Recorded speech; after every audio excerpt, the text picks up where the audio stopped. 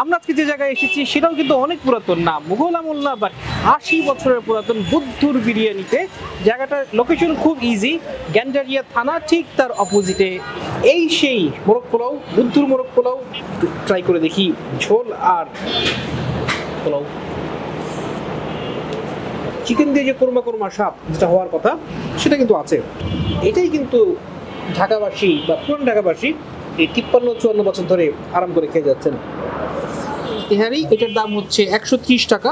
তো এটার মধ্যে আমি অনেক কলিজাও পাচ্ছি, আবার গরুর গোশত রোস্টও আছে।